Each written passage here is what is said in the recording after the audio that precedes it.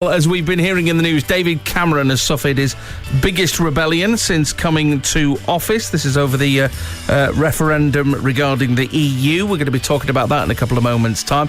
Also, before 7:20, BBC Radio Stoke has seen evidence that a care centre in Stoke-on-Trent was operating without a quarter of its staff in the months before inspectors found serious concerns about patient safety. We'll get some of the details on that in the next 15 minutes. And we'll find out if this warm start to the day will have any bearing on the weather throughout the rest of the day. A full 3-day forecast before 7:30. If you want to get in touch with the show, then you can. You can go to the Facebook page, BBC Radio Stoke, be part of it. Text us 81333. Start your message with the word Stoke, or give us a call 01782 208 008. That's what Keith has done. He wants to tell us of a broken down lorry on the A520 between Leek and Wetley Rocks, just before the roadworks in Wetley Rocks. So there's going to be some delays there this morning, the A520 between Leek and Wetley Rocks. Full traffic and travel update in around about 15 minutes' time. But as I say, you can get in touch with any more information, either on traffic and travel instances or anything you want to talk about. 01782 208 008. Just coming up to 7:07 now. As we say, David Cameron has suffered his biggest rebellion since coming to office.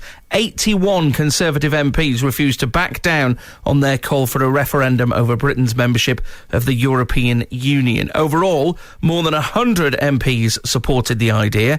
It wasn't enough to actually defeat the government. 4 times more MPs agreed with the 3 main party leaders that now is not the time to let the public vote on whether or not to stay in the EU. This is the moment that the result was declared. The ayes to the right, 111. The noes to the left, 483. So, it was a vote that the government was always expected to win. It had the backing of pretty much all of Labour and Liberal Democrat MPs.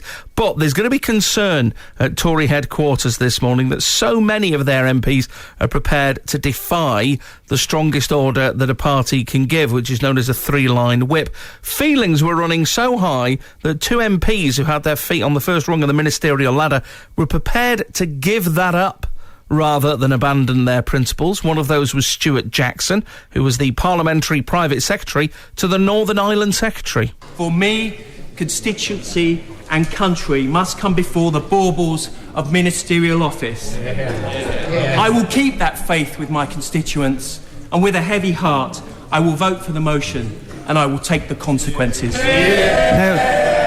Thank you. Despite losing the vote, it was the Eurosceptic voices who dominated in the Commons last night. The Tory MP Mark Pritchard is secretary of the Conservative backbench group, the 1922 committee. He urged his colleagues on. Can I say to all of them that are supporting this motion today, they are not rebels, they are patriots. Yeah. They are people that love their country.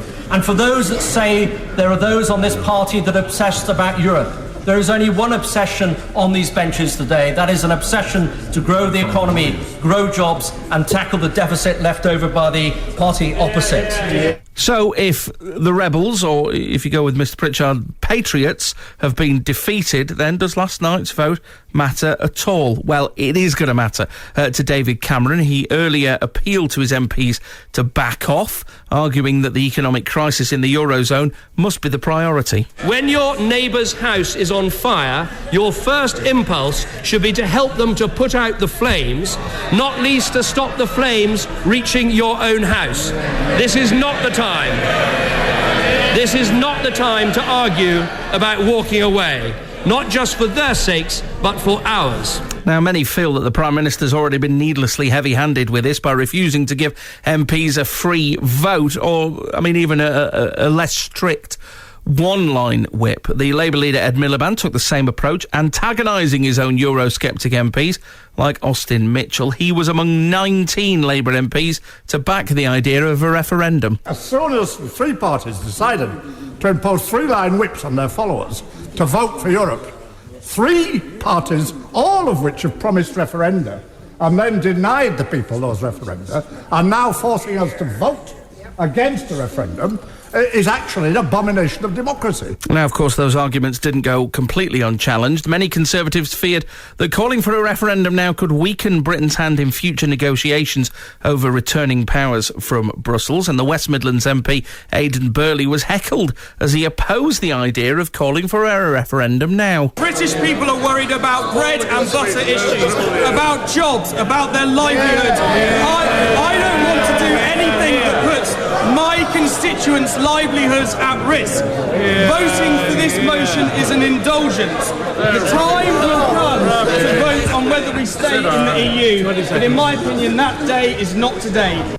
How respectful. The Labour leader Ed Miliband says that last night's vote is a humiliation for the Prime Minister and proof that the Conservatives are a divided party, looking inwards, not outwards, at the needs of the country. Downing Street insists that the government was acting in the national interest, but that David Cameron understands the yearning for fundamental reform of the European Union and is determined to achieve it. We're going to be speaking to the Conservative MP for Stone, Bill Cash, very much classed as a Eurosceptic, finding out exactly what his thoughts are on last night's. So as we've been mentioning this morning, the government has fought off the biggest ever Commons rebellion by Conservative MPs over Europe. 113 MPs backed a referendum on Britain's membership of the European Union. 81 of them were Tories. The motion was rejected, though, by a margin of more than 4-1. The independent West Midlands MEP Nikki Sinclaire, who started the online petition that caused last night's vote, joins me now. Good morning. Good morning. Just a quick correction. It wasn't online. It was a pen and paper petition. Oh, right. OK. Apologies. What was the background to you setting up that petition, then? Well, this has been an issue throughout my whole adult life. It's an issue I obviously care about, and it was the issue that I got elected to the European Parliament on. And as soon as I got elected, I wanted to campaign for my own redundancy and the redundancy of every other UK MEP, because I think it's about time that the British people had a debate on their future in the European Union. All the main parties have promised referendums, but they've all failed to deliver. How many signatures did you get on the petition? In total, 121,000, with 51,000 of those coming across the West Midlands. So last night, the bill was defeated in the Commons. Mm-hmm. Do you see it as the end of the road? Absolutely not. First of all, this process of 100,000 signatures forcing a debate is to be welcome because it empowers people to take part in politics. But unfortunately, the three main parties chose to use old-style politics and a three-line whip to crush this. It really should have been a free vote. We're starting another petition today, and we're going to keep fighting because the opinion polls after opinion polls show the majority of people want a referendum, and even now the majority of people want to leave the European Union. This isn't going away. This has been very embarrassing for the government and David Cameron, and it might not be next year, it might not be in 2 years' time, but eventually we will get a referendum because the overwhelming majority of British people want a referendum. OK. Nikki Sinclaire, good to speak to you. Thanks very much. Nikki Sinclaire, the independent West Midlands MEP who started that online petition.